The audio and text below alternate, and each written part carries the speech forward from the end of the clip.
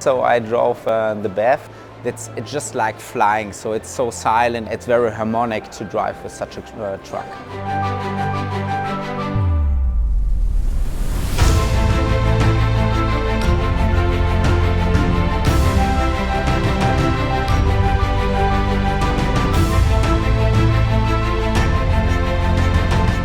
So it's very convenient and it's driving, and that is what you want to see actually. So it's quite a good product.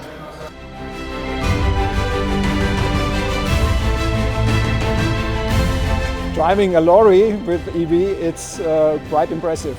I love it. It's really the future of sustainable transport, and yeah, it has a lot of power. Well, this event shows very excellent what is already possible to go forward, to push actually the market